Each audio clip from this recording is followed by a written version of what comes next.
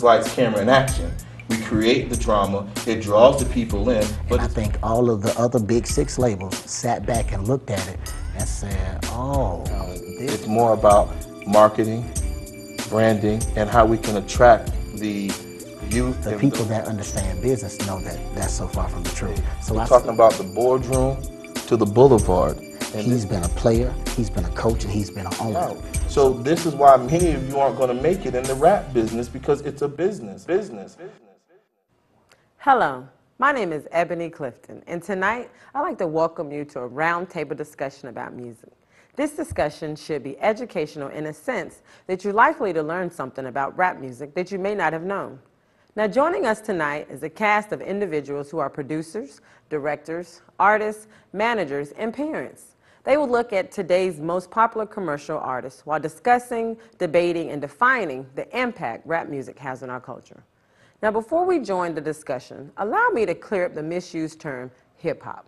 Some people think hip-hop is just rap music, but actually, hip-hop is a subculture, music that originated in African-American communities during the 1970s in New York City, specifically within the Bronx. While the term is often used to refer to hip-hop music, in its broader sense, hip-hop culture is characterized by 4 elements of rapping. That's DJing, hip-hop dance, breakdancing, and graffiti. But tonight, we'll just focus on rap music. Rapping, also known as MCing, spitting bars, or rhyming, refers to spoken or chanted rhyming lyrics, the art form that can be broken down into different components: content, flow, and delivery. Rapping is distinct from spoken word poetry in that it's performed in time to a beat. The lyrics are a set of words that make up a song, usually consisting of verses or choruses. The writer of lyrics is a lyricist. The meaning of the lyrics can either be explicit or implicit. Some lyrics are abstract, almost unintelligible, and in such cases, these explicit emphases form articulate meter and symmetry of expressions. Now, the panel tonight will feature a group of people who are passionate about the art form and concerned of what direction it is going in. Hosted by Dwayne Terry, he is a producer and a director of music videos, TV, and radio shows. His panelists are Andre Hope, who was nominated Best New Inspiring Rap Artist in 2010. Idris Muhammad, who is the CEO of an independent label and passionate rapper, Connoisseur. Big Amp, Parker, who regarded as the #1 label consultant in the South. And Monique Johnson, medical secretary at University of South Florida and a parent.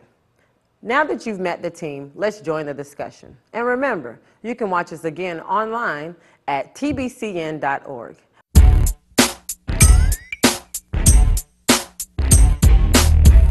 Thank you for joining us tonight. Sitting on both sides of me are some pretty good friends who took time out of their busy schedules to join me tonight to discuss a very important topic, something that's often talked about in closed circles, but tonight we're going to discuss it openly and honestly, hoping that you become better educated on rap, on hip-hop, and the culture, and how it's having an impact on our society. Tonight we're going to focus on rap lyrics, and I want to jump right into the conversation, but first I want to say thank you all for showing up tonight. How's everybody doing? Real good. Good. All right, so I want to get right into it, and I want to talk about music. And let me start with you, Andre. You're the youngest on the group, and you're an artist. How does music affect you in an everyday situation? It's definitely influential. For example, I'm on my way to work. Depending on how I want my day to go, I'll pick a different artist or a different type of song to listen to on that ride to work, get me amped up or get me ready to go. And for example, at night I might listen to some slow R&B. It's definitely influential to how I feel that day and what I got going on. All right. And Monique, you're a mom. You got a young lady at house, and Yes. So how do you deal with music? What kind of music you listen to, and do you monitor what your daughter listens to? I definitely monitor what my daughter listens to. She listens to more of the Disney songs, the artists that are on there. Music that I listen to, it depends on, if she's home or if I'm alone. If I'm in a car alone, I'll listen to whatever it is that I want. Maybe some old Ice Cube. You got it. If she's in a car, I listen to something that's a little bit softer, or, if I have a CD that was made for her with the children's songs, we'll do something like that. And as Andre said, at night, something a little bit slower. She's in bed, so I'm listening, to some slow jams. Okay, all right. Amp, you've been, 20 years plus in the game, in the music industry, a staple in this community when it comes to music. How are you affected by it on an everyday basis? Well, basically, I'm not as affected by it, but because I deal with the youth, because I have kids of my own, and because, you know, we do a lot of work in the community, I see how it affects, whether it be the economics, whether it be the trends, the dress codes, or just what people drink or things of that nature. So it's like, you know, the biggest thing that I can say is, like, for instance, I'm not accustomed to paying $200 for sneakers, but because of the music, of course, that's a conversation that I end up having to have with my sons. It's like, why do you want these shoes? Well, because everybody else got them, and that's the trend, and that's what's happening right now. So that's pretty much how I'm affected. My brother Idris, you are one of the more critical people when it comes to music. I've listened to conversations you've had and heard you talk about things that you see going on in the music, but how does it affect you every day? Well, you know, music is a universal expression. So, you know, whether someone's singing in Italian, French, or English, the melodies of the chords and the nuances of how they're speaking affects you. So music is very influential. I grew up, I'm pretty sure like most on the panel grew up with their moms every Saturday or Sunday morning putting on the Al Green and putting on the Frankie Beverly and Mays or putting on Otis Redding and things of that nature. So it's always been something of a comfort for me. Yeah. It's always been something that, depending on what I hear, it could take me back to a time in my life, as it does with everyone. So music is most influential, as Amp said, regarding the culture, trends, tastemakers. But prior to rap, music had always had the effect, the way people dressed. I mean, if you look at Parliament Funkadelic, that's the birth of full, you know, Soul Sonic Force with Africa Bambaataa. Right. They're dressing like the Funkadelics on stage. Right. So for me, or if you look at the Dungeon Family, they were also affected. So, you know, it's influential, it's effective, but it has its positives and negatives like anything. Could anyone imagine life without music here? Oh, no. All right, and talk about music. There's all kind of music out there, different types, and, you know, outside of rap and hip hop. What other music, if any of you listen to anything other than rap or hip hop? Do anyone? Pop. R&B. R&B? Because, like, you know, Babyface, that's my guy. So if I'm upset and if I'm having a bad day, I can listen to a little Babyface to just calm down. So I like Babyface. I was put on to, you know, Parliament and the whole 9 yards prior to. But also, I like to listen to some, like, calm rock. You know what I mean? I listen to Evanescence and the whole 9 yards. So one of the things I noticed with all these forms of music, one thing they all have in common, lyrics, which is important. How important are lyrics to music? Now not so important as it once was, because now you don't hear a great composition in lyrics.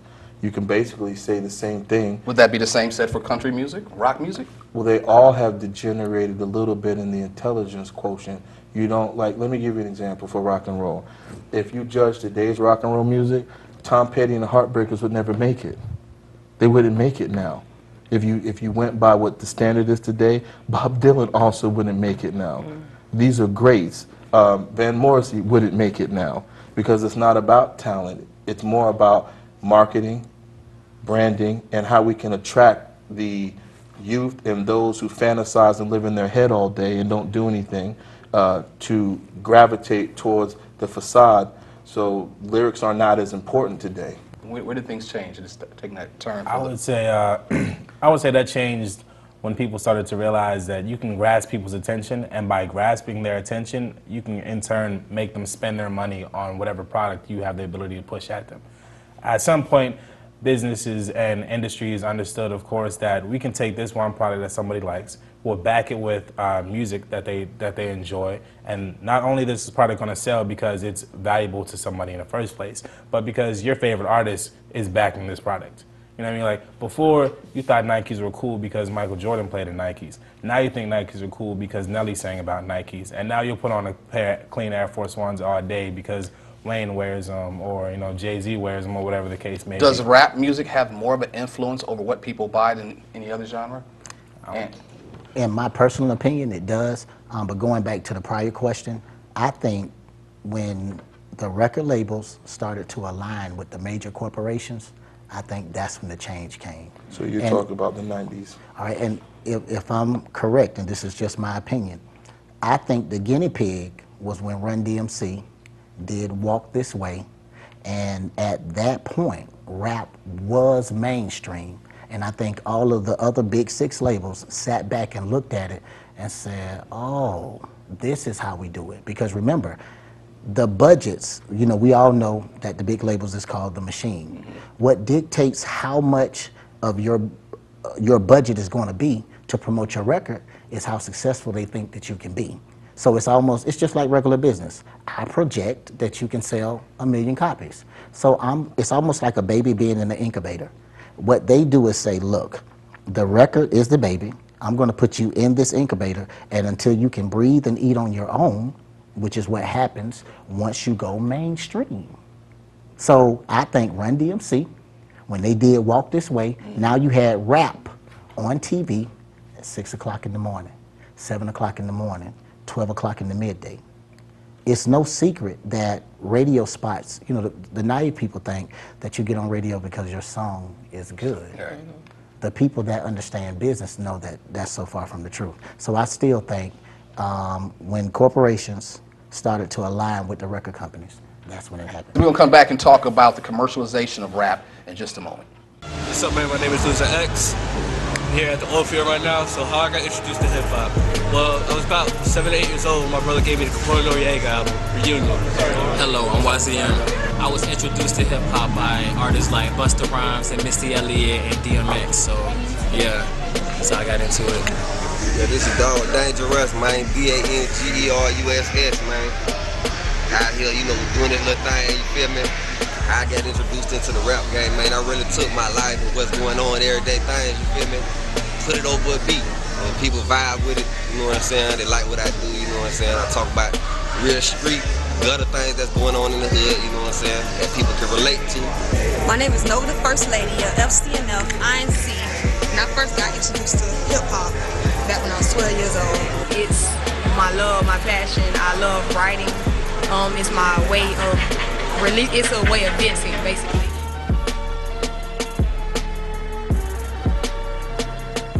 All right, welcome back. Amp, you was talking about, I want to pick up on the commercial issue. You were talking about the Run DMC, Right. the Walk This Way, Right. when record labels aligned with the major corporations, Right. and they realized this is where the money is. Right. And then they begin to market music in a different way. And I want to go back to something that was said earlier about the sneakers and, you know, and the Jordans. I know this all ties in. When you think about these sneakers, these Jordans, $150, $200 a pair of shoes, you know, I kind of wondered, does rap have anything to do with that, the commercializing of Nike had nothing to do with that. The urban culture and the individuals inside the inner cities had everything to do with that. Air Force Ones were here prior to hip-hop. Timberland boots were here prior to hip-hop. Ralph Lauren was here prior to hip-hop. So it's not the corporations aligning as much. What it was is because they were always with rock and roll. What it was is they started noticing the dollar value after Run DMC sold out Madison Square Garden in the first time doing the garden, and they held up those Adidas for my Adidas, and the Adidas New York rep was there. He immediately got on the phone and contacted the CEO and was like, hey, look, I'm in Madison Square Garden right now, and these gentlemen have 85% of the crowd taking their sneakers off. Well, as Ant was saying, once the corporation saw, well, what we'll do is we'll follow the trends. When this rapper says this product, we'll make sure that we put commercials out into these urban markets so that we can extract the money from them. So for me, the corporation had always been in bed, because Elvis Presley and the Colonel showed that when his live concert out of Hawaii came. That was the first time that satellite television was used to broadcast. So they've always been involved. But when they saw that the tastemakers in the urban cities were dictating the trends, then they spread it out to America. Because Kangos, rope chains, Troop, that was an inner city New York culture.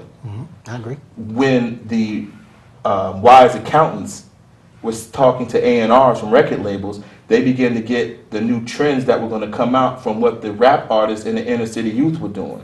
Because sweatsuits were not popular until breakdancers started wearing them. They were for athletes who were running. You can't show me pictures in the early 60s and the early 70s where you see individuals wearing a whole bunch of sweatsuits with sneakers to match. But I can show you pictures from about 82 on where the sweatsuit became the new trend in culture. But why? Because the corporation said so? No, because some youth inside of the 5 boroughs of New York City thought that that was going to be a good fashion trend. And then rap, what responsibility did the rap have on it? The responsibility the rap had on it was the marketing, as Amp just said. And to that point, Aerosmith's career was down. They were done. Yes. They had a bad problem, a bad run of drugs, bad shows. But after Walk This Way came out, if you go back and do the math, their catalog shot back up. And then this new Aerosmith that we saw coming out of the 90s was born from a rap record that Run didn't want to do, by the way. Jam Master Jay insisted that they do that record. Well, let's flip the script, okay? That's commercial rap. Okay. Okay, rap that is commercially driven to sell products. And we know there's a lot of it out there. Okay. It's probably what young kids hear first. They'll probably hear more commercial rap than they hear anything else, underground rap. Let's just talk about underground rap for a second. What is underground rap? Well, my opinion of underground rap, it's going to be a little more raunchy. It's going to be a lot less scripted because people, it's actually going to be more real because people is actually saying what they want to say, and there's nobody there to monitor it because they understand we are in the underground, we in the slum, we in the hood, so it's like they don't have to take their product and turn it into anybody for approval. Is underground a type of music that doesn't get airplay? Absolutely. Absolutely. So underground is opposite of... No, I wouldn't say that. No? Personally, as an underground artist, I wouldn't say at all that it's a type of music that doesn't get airplay. I think the difference between maybe what you would say is airplay is hitting all national radio stations and things of that nature. You know, even radio stations in the general cities where the underground is strong enough do recognize it. You know what I mean? Like the radio station, like we were speaking about earlier, radio stations will put on the underground artists for a certain time frame, you know, because they know that it's a strong vibe in this city and people still want to hear that music, so they're going to put it out just to adhere to the underground artists and the underground fans who still listen to commercial radio. But at the same time, I would say underground music, I agree a lot with what you said. Underground music is real in your face. It's right there. There's no need to be commercialized or to follow any rules. So am I, okay, so let me jump in. Am I okay for thinking that an underground artist will not be as rich as a commercial artist? Wrong. In fact, they'll have more wealth because most artists that we enjoy are cash poor and asset rich, where you see a lot of underground artists selling out their trunk. This is the birth of Master P. Now, Too Short, Master P. But in particular, him. Now if I could make 2 points real quick, I'm gonna have to disagree with y'all assessment of underground, and I'm gonna tell you why. So let's forget records for 1 minute. Let's just talk about straight business. Out of the trunk, it sounds good.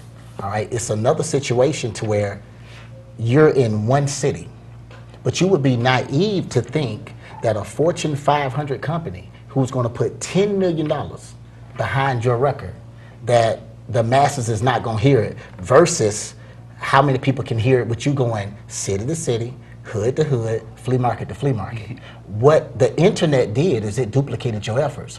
When they take you mainstream and when you get into the machine, that's the purpose. Because remember, before the internet, we had Camelot, we had Best Buy, we had Circuit City, you know, things of that nature. But remember, it was only a limited amount of shelf space.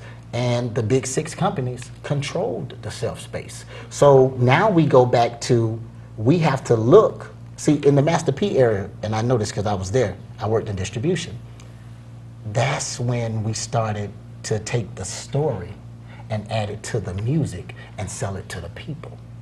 Now, let's be realistic. I'm a Master P fan, all right? Everything that he did is great. Everything that he did, he deserves the accolades. But now let's be realistic. During that time, $10,000 is definitely not a lot of money now. It was not a lot of money then. So it sounded real good that, hey, this young man got a $10,000 insurance check. What you know isn't real. Okay, but I'm just saying, hold up. And so my point is... No, the check is real, but the story he's saying... Okay, so my point is, and understand this, did he know the business? Yes. Did he make music like he wanted to? Yes. Did he say, well, look, I have enough money, enough know-how, and enough of my own system to make this work, and you're going to listen to me rap and deal with my artists. But that's when we started to find out that, hey, we don't have to be in Hollywood to make a story. So structure and infrastructure let me say this because this is something that a lot of people don't understand. From an underground point of view to a commercial artist point of view, as a commercial artist, when you, for example, they'll sign you for a record deal for $1.5 million. All that money is then dispersed into creating your record and all the things necessary to make that record and to make you as an artist big, and you wind up making nowhere near that money back. But as an individual artist, as an underground artist, it's not necessarily the easy way out, but it's the more lucrative way out. You can create your own music, create your own fan base, which takes a lot of time and effort, but then instead of signing a record deal... And resources. Right, and a lot of resources. Okay. But instead of a record deal, you get your music where it needs to be, and then you sign a distribution deal. Now your music can be everywhere, just like as if you had a real record deal, and then you can get your same lucrative, and you're not paying 18 different people out of one check anymore. But unfortunately, it's not real, because that's an illusion. It's been done. No, it hasn't. Soulja Boy's done it. No, he didn't. Unfortunately. That's another illusion that Ant was trying to say. We create this story and this drama to attract the public. But if you actually believe that Soulja Boy got on because of a MySpace account, then where are the other Soulja Boys from the MySpace account? See, that's what I really think is brilliant about your observation, Amp, is that you understand this is lights, camera, and action. We create the drama, it draws the people in, but it's fabricated. It's made up. It's like what old rock bands used to do. They come up with the story, and then the story permeates, and then that makes people want to go to the store. But I will say this, underground artists today is not like it was in the 90s. See, most of these cats are commercial artists without a deal. They don't do underground music. They call themselves underground because I'm not on. Meaning that I don't have a major company, but when you listen to the content of their music, it's no different than what's being played on the radio. There is no alternative. True underground was an alternative to the commercial candy-coated lollipop rap that you can actually go and have a thought-provoking experience from. Let me jump forward before we run out of time in this segment. I want to talk about gangster rap. All right, a lot of people are familiar with the term gangster rap, of course. But we were talking off in the break, and I was talking about NWA being one of the groups credited for being one of the first gangster raps I knew about, but you guys brought up something even better. You talked about KRS-One. Yeah, Boogie Down Productions, Criminal Minded. How would you define gangster rap? Gangster rap was more of the inner city youth projecting on wax the realities of the struggle, the realities of inner city violence, the reality of pimps and hoes, the reality of drug selling, the consequences for drug selling, the portrayal of those who have made a certain mark and then losing friendships because others are coveting. It's a testimony and a drama of pain and sorrow. This is why, for me, I enjoyed Tupac's music, because he seemed to not glorify it. If you look at Tupacalypse Now, particularly that piece of work, it is so revolutionary, and it is a revolutionary gangster record, sort of what you get from a Public Enemy or what you got from Ice Cube and NWA. But the gangster rap of today is no more different than the commercial rap of today. How would you say gangster rap has had an impact on society from a business standpoint? From a business standpoint, of course, the major corporations use them to still sell what they need to sell, and what they basically doing is telling the story like Scarface. Even though it's unrealistic and even though it's fabricated, it sells good, and they just get it out to the masses. What are your thoughts on gangster rap? I know you're not a gangster. So what would you think about it? What do you think about it? No, some of the gangster rap, the music that's played, I like it. I like some of the lyrics. I don't. That's the only. What, Too Short? Are you familiar with Too Short? I know who Too Short. Okay, you like any of Too Short songs?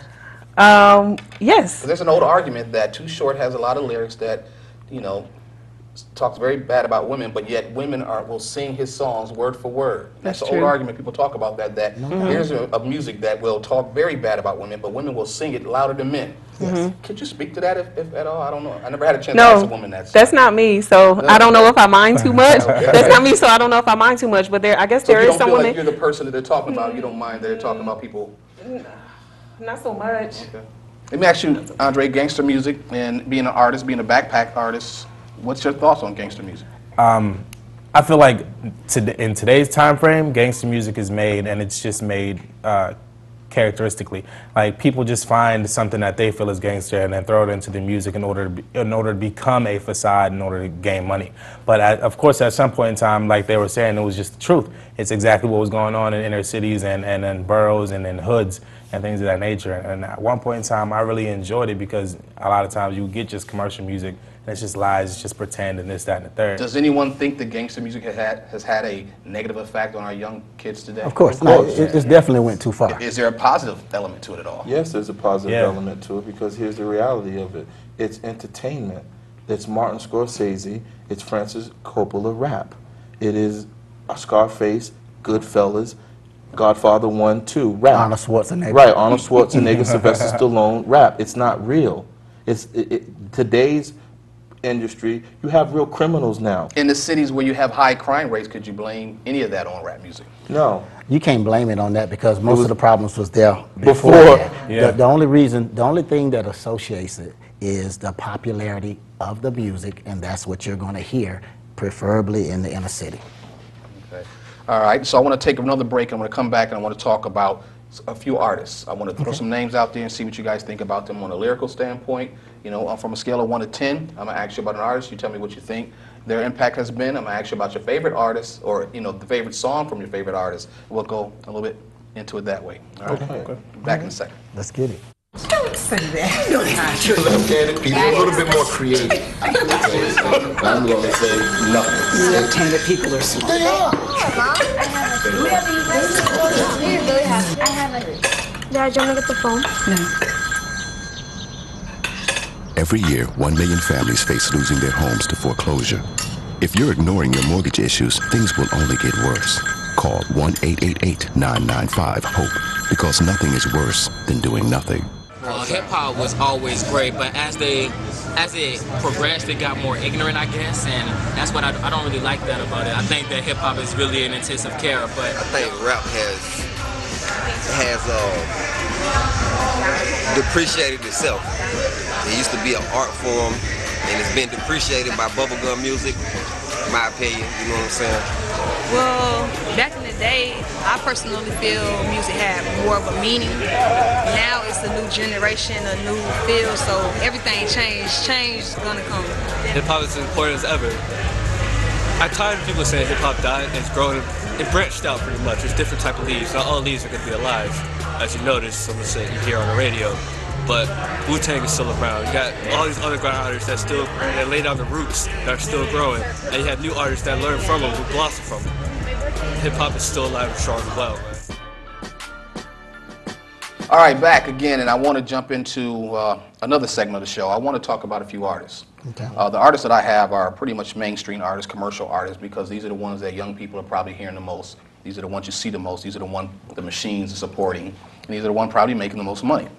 So I'm going to go down the list. I'm going to start with Jay-Z, and I want to go down and ask each of you this. Please let me talk about Jay. Let me talk about Jay. And then you this. I'm going to start with you. Jay-Z, on a scale of 1 to 10, what would you give Jay-Z as far as impact on the rap industry or the culture of hip-hop? I give him a 6 on impact. Idris, what would you give him? I'll give him a 25. Okay. What would you give him? I'll go ahead and go with a 9. All right. And what would you give him? I'm gonna give him a 10. And what would you say about him? Why would I give him a 10? Your score is higher than his, but why would you give him 10? I would give him a 10 because if we had to use a basketball analogy, he's been a player, he's been a coach, and he's been an owner. So he got into the game, fought his way from the bottom to the top, showed that he deserved to be in the boardroom, to where this is just my own personal opinion. Had Jay-Z been raised in a 2-parent household in the suburbs, Jay-Z would have went to school, because he really is that sharp. And even now, once he got to 50 million, he didn't stop. Once he got to 100 million, he didn't stop. At that time, it would have been cool to just sit down and gloat. So last but not least, my last point or accolade that I got for Jay-Z is this. He can go to the hood, right? Still. He can go in the boardrooms. He can come sit down, not only have a conversation with Oprah, but disagree with Oprah and stand firm on his point. Yeah, true that. Right? And then last but not least, the little boy from Brooklyn. I don't care if it's 1%, I don't care if it's 2%, I don't care if it's 3%. But they built a brand new stadium in Brooklyn, and he's one of the owners. So for that, that's the American dream. in my personal opinion. I'm not saying that he didn't take no side steps along the way. But if you're going to look at somebody that said, you know what, I'm from the Mercy Projects, I'm going to be the #1 rapper. No, matter of fact, I'm going to be the #1 rapper for 20 years. Because technically, unless you go get Pac, then basically he's the one that has stood the test of time. And he's done it in all different types of music. And he continues to diversify his funds. Idris, I'm going to Idris because he gave me 25. Why would you give him? Why would you just go on so high? You have to understand, when an individual can come into a genre of music that was already strong, already had a viable line to America's heart, and then you are able to make an entire culture stop drinking Cristal. You made a whole culture stop drinking Cristal because of a comment that they made about their product wasn't really made. Hold that thought. I just want to break that down for those who don't know what Cristal is, right? Cristal is a very, very expensive champagne. Yes. Very expensive. In clubs, sometimes it's almost $500–600 a bottle. Yeah, I'd say 500. All right.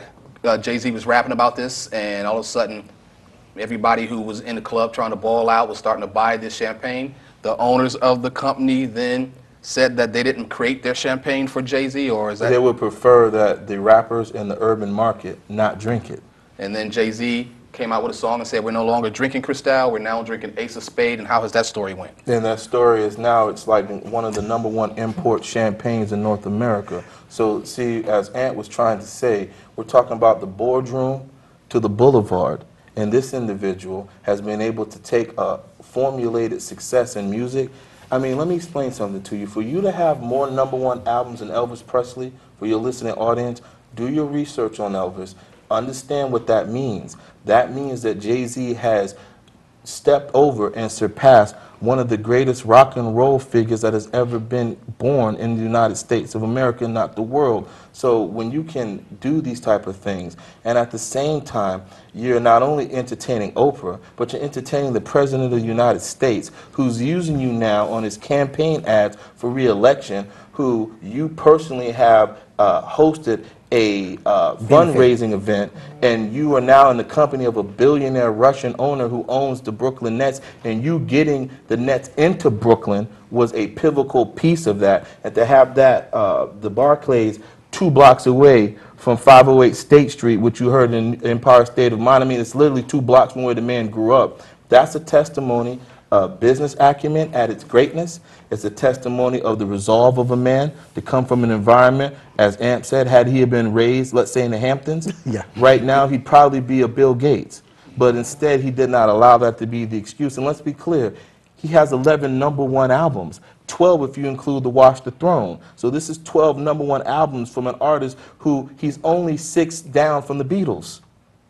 You understand what I'm saying? Yeah. Now, it sounds like to me that he will go down as the greatest of all time, if not yet. But you, Andre, I look at you and you're smirking, you're rubbing your hands, and you haven't been the biggest supporter of Jay. Well, let me first differentiate their opinions from my opinion, right? Because you asked me from a lyrical impact standpoint of view, and they went on to speak about him from a business and lyrical impact point of view, right? So lyrically, I feel like Jay-Z has come across to speak about being the best hustler of all time.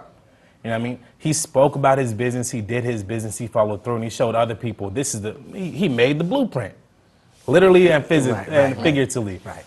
But as a lyrical artist, from album to album to album to album, he spoke the truth. But in my mind, you know what I mean, like I'm a serious fan of lyricists, you know, the right wordplay, the right similes, the right metaphors and things of that nature, and to bring across a story and to follow that story from bar 1 to bar 32 plus the chorus. You know what I mean? That's my point of view. Jay-Z is still and has always been one of those rappers to talk about how he's going to get money, how he's going to make the money, what he's going to do with his money. And talking about money, talking about what you got with that money, flaunting your money and whatnot does not make you a great lyricist. Okay, what about Lil Wayne? On a scale of 1 to 10, coming this way. On a scale of 1 to 10, his impact on the culture, not lyrics. Lil Wayne's impact on the culture. I'm going to go ahead and give Wayne an 8 because, like, now he can do the Sprite commercials. Believe it or not, Lil Wayne is not even promoting gangster. He's saying, look, I'm a skateboard guy. I am a rock and roll artist. But he still does a lot of talking about the Bloods and his affiliation. Okay, what would you give him? Same, 8. 8? Idris? He's a 10. A 10? Impact, okay. An impact on the culture. Yeah. And I'm gonna say this. I'm gonna say this from a whole different perspective. I respect that man a lot. I'm not really that big of a fan, but I respect that man a lot. You know what I mean? And his impact is incredible. Like, I'd give him more than a 10. He's done some stuff that I just can't believe. Okay, lyrically, coming down the same path. Lyrically, on a scale of 1 to 10, what would you give Wayne? I can't give him a number because it depends on how he feels. If he wants to be bubblegum, he's bubblegum. If he wants to show you that he can rap, but I will say this, I like to hear him when he does his slow songs, because at that time he uses metaphors to, when you let it marinate, it's great. So no number? No number. What would you give him? I'll give him a 10. A 10 on the lyrics. Okay. I'll give him an 8. An 8. And I give him 7, 8 on lyrics. okay, let me go to Rick Ross, another big artist right now. I'm start down here on a scale of 1 to 10. Impact on the culture. Rick Ross. Impact on the, I give him a 9 and 10 again. Like, he has come through, and he basically has run. He's basically run the same game that, like. I'm gonna come back to your explanation so we can get all the scores.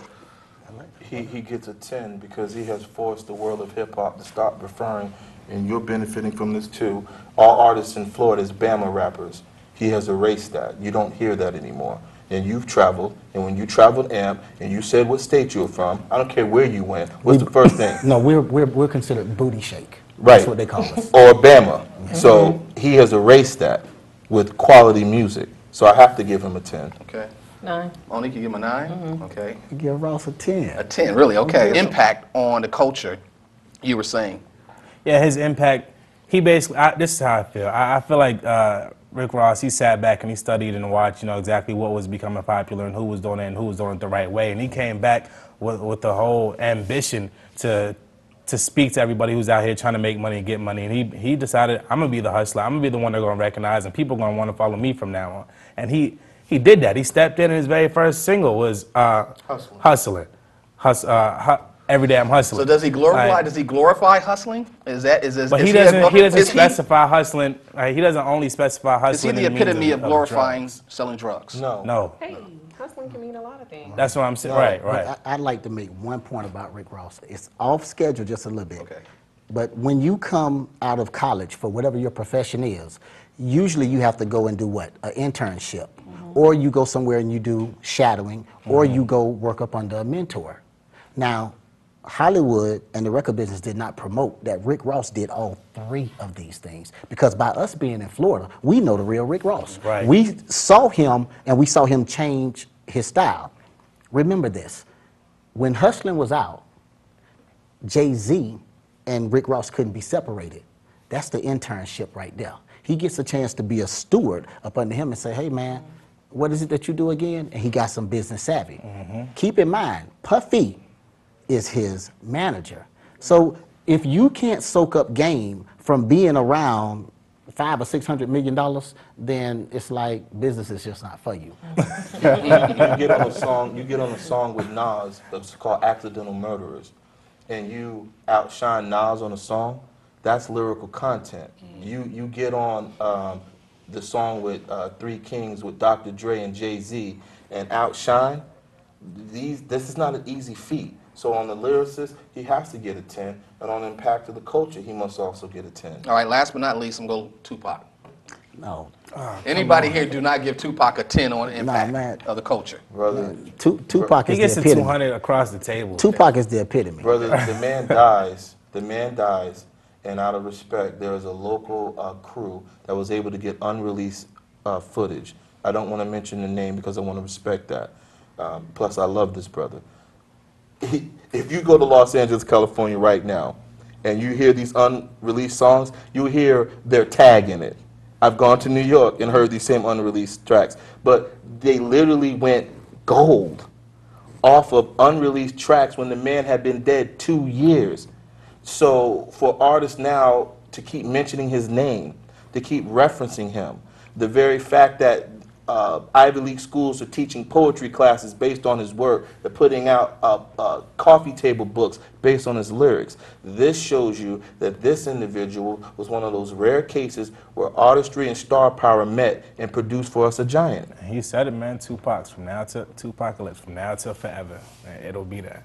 And the other catch is this here, and I don't know, I'm not sure everybody's gonna agree with me, but Tupac really was the most conscious rapper. But because of his hood undertone at times and because of different things that he had to address, people don't know that. But it's like when you go back to Brenda's Got a Baby, he, no matter how you look at it, had we been in today's time, he would have been the spokesperson for underage pregnancy. And what about Soldier?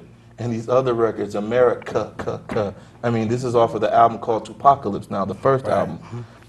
DJ Kenny K, who was a legendary DJ here, had told me when we was doing a show, Tupac had come into town. At that time, they had a song called Same Song with Digital Underground. Right. Who frequented this area. He told me Shock G is from this area. Right. So he told me, he said, Idris, do you know who that is? I said, yeah, that's the dude from the Humpty. He's a dancer. He said, that's going to be the biggest rap star that the world has ever seen. Well, that's big.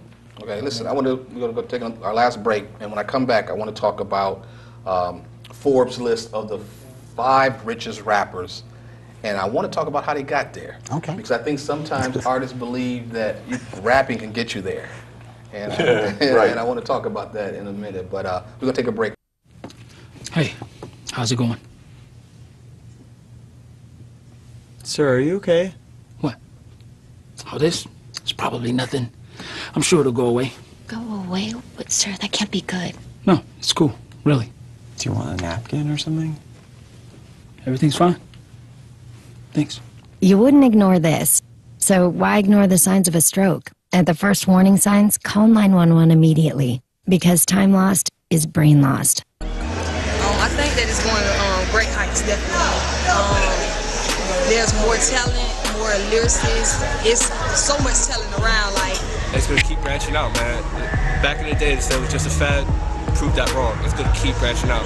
Even like I said, with these new artists coming up, everybody being different and whatnot, I think that they can really save it. Like, it can get much, much better. Look like it's going downhill, you ask me. Hopefully, you know what I'm saying, we can get some real artists with some real, stories, some real messages. Pick it back up, you know what I'm saying? They say hip hop dead, I can't disagree with that.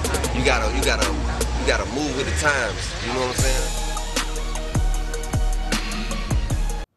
All right, we were just talking in a break off camera about Tupac, which was really stimulating conversation. I don't know if we were really ready to go there, Right. But again, Tupac was an incredible artist. He's probably the Elvis Presley of our generation, of our culture. A Little Richard. No, that's an accurate Elvis Presley or a Little Richard, yes. Mm-hmm. And I think when you think about how many people have been impacted by his existence, it's incredible. But with that being said, I want to move over to the last segment, Ford's top 5 riches, okay? Coming in at number 1, let me go backwards. Let me start at number 5. Number 5, 50 Cent this year. Incredible. 50 Cent, 110 million, net worth $110 million. Number 4, Birdman, $125 million. Number 3, Dr. Dre, which is the most surprising to me on the list, $260 million. Jay-Z is sitting at $460 million. And at number 1, P. Diddy is sitting at $550 million net worth. Now, a lot of kids would love to have that kind of money. A lot of people, probably all of us at this table, would love to have any of those guys' money. But a lot of kids are getting into rap thinking that they can get there and make that kind of money because these guys started off as rappers, pretty much. But even Dr. Dre was kind of rapping at some point. But the rap dream is still alive for kids. But can people really reach these heights just rapping? Where the camera at that we're supposed to look into? Your camera's low. Hey, children, let me explain something to you. That's not real. It takes 12 years before you can be able to pop off as an artist. DMX was in the industry 12 and a half years. Rick Ross was in the industry for 14 years. Jay-Z was with Jaz-O back in 1988. His record didn't come out until 1996.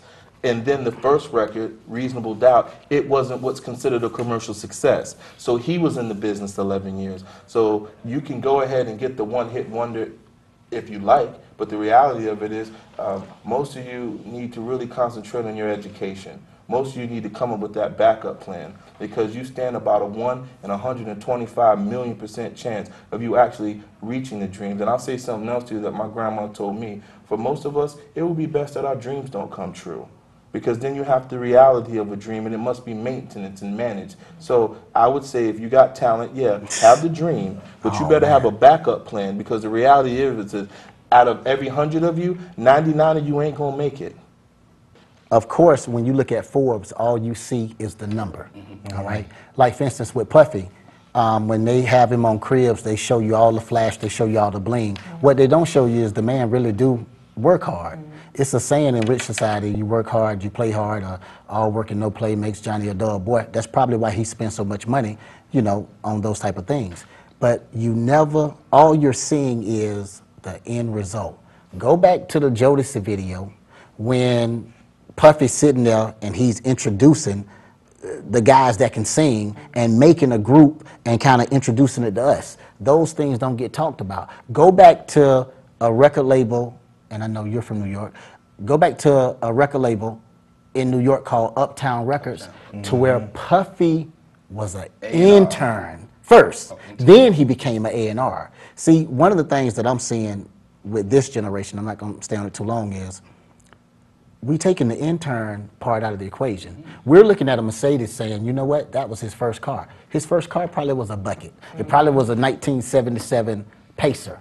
It's some steps between starting, finishing, and the end result. So with Forbes, that's the end result.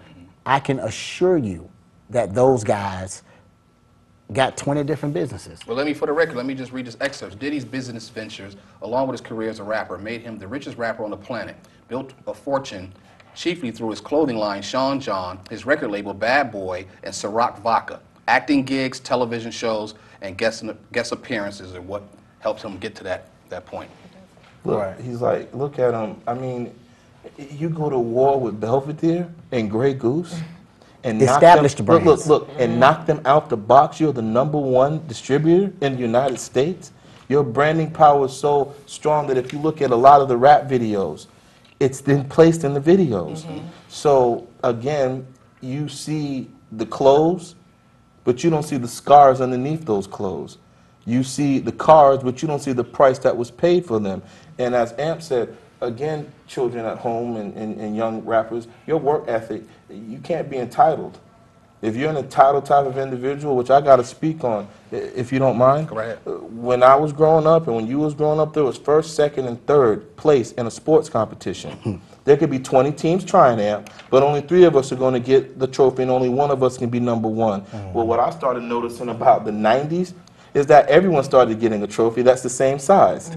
So you undercut the person's ability to struggle through and persevere so that you can get into practice, go harder so that maybe this year we were 5th, but darn it, next year we're going to be top 3. But the entitlement position in the youth today, they're so lazy based upon the entitlement that if you see them at a job, they show up and feel that they should be as compensated as the person who's been there 10 years doing the best job day in, day out. So this is why many of you aren't going to make it in the rap business, because it's a business.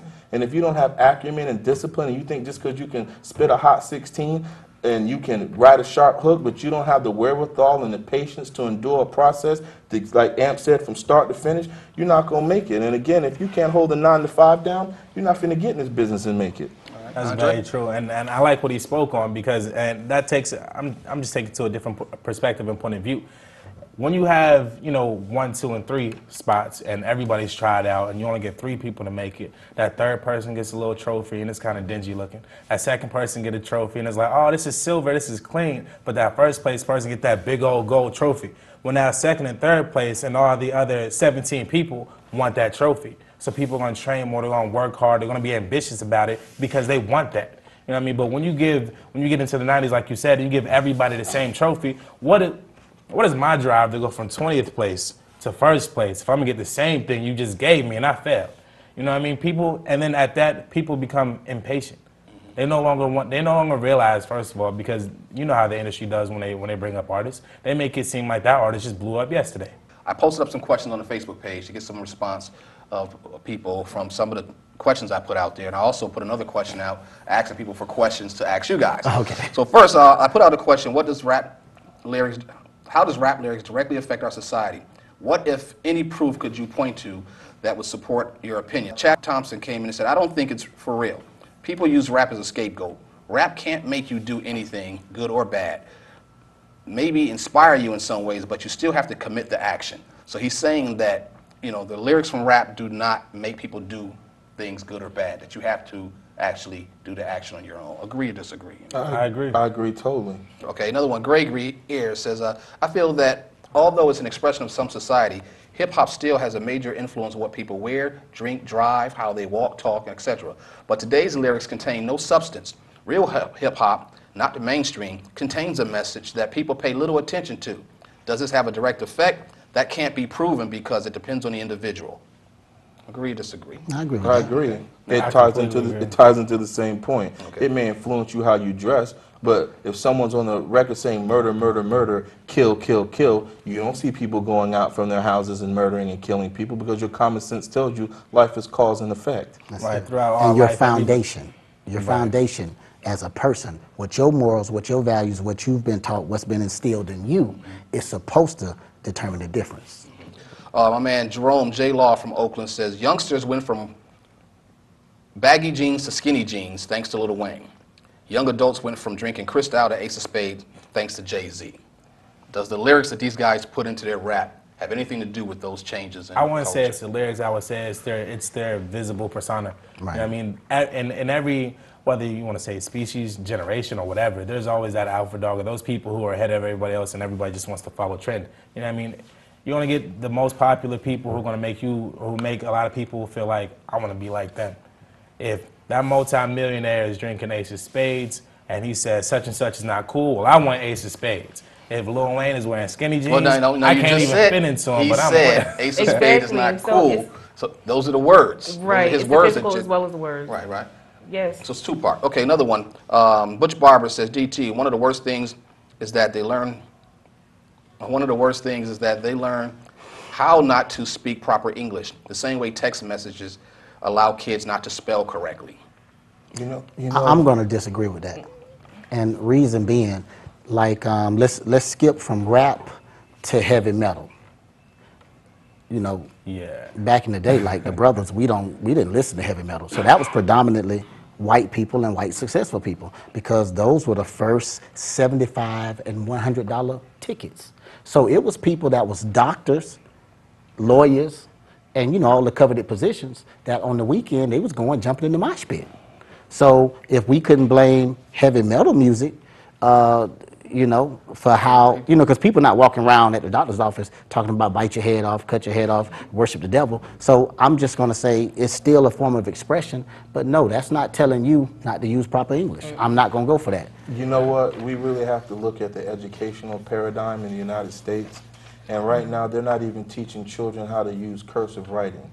So if you have a child that's been born 2000 and beyond, do you realize that there's text that they won't even be able to read or decipher? Now they make you pay for Hooked on Phonics, but he and I grew up on the phonics method of education. Yeah. So let's your be grandma clear. was hooked on Let's phonics. not blame rappers. Let's blame the society and the government who is dumbing down the American people of all cultures and races, because this part about texting and not speaking English properly, that has nothing to do with rap music. It has nothing to do with R&B. It has nothing to do with reggae, has nothing to do with grunge or heavy metal. It has something to do with the society willfully and purposely not giving a liberal education to the general masses and dumbing them down. Well, let's not forget the fact a lot of things spoken in rap are things that are already happening in the general society.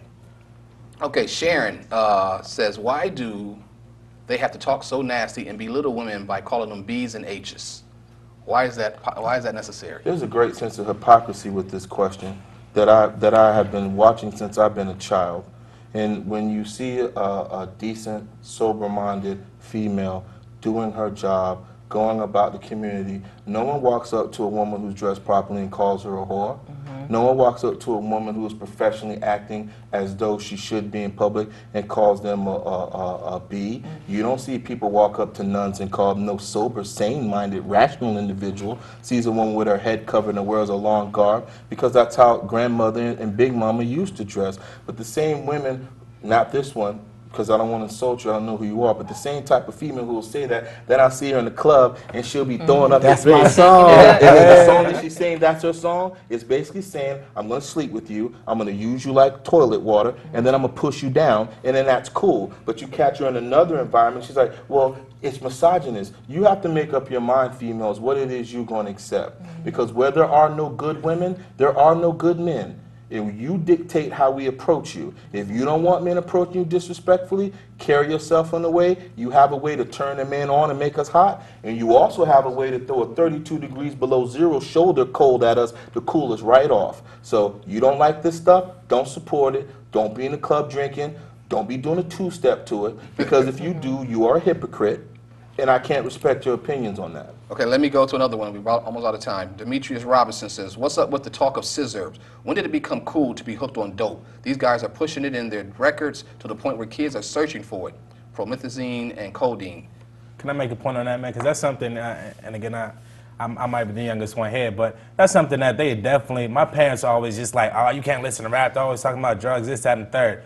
Well, remember, until I was 12, I didn't get to listen to rap.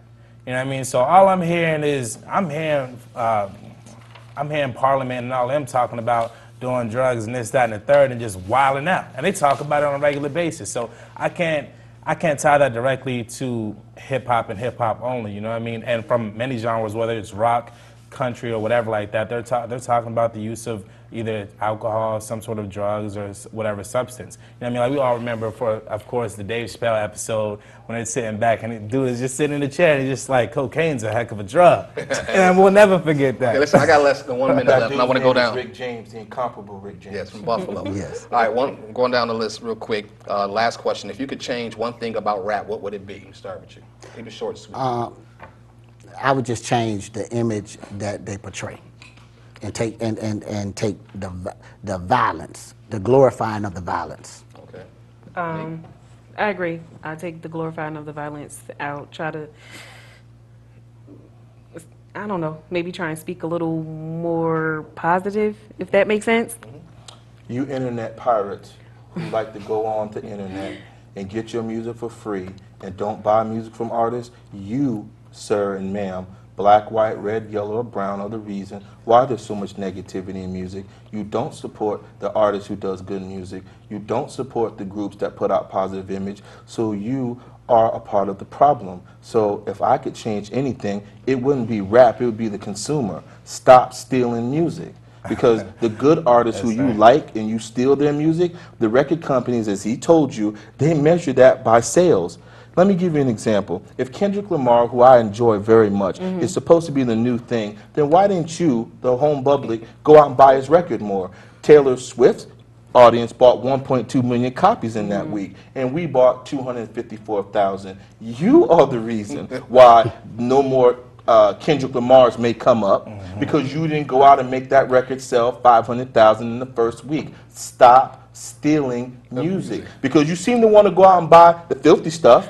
You're making them go platinum, but the good conscious artists, the Mos Defs, the Commons, the Twalib Kweli's, the Jean Grays, They're not selling. They're not selling, but you say you want to go see them at the concert. So if I could change anything, I would change you. Stop stealing music. Support the good stuff.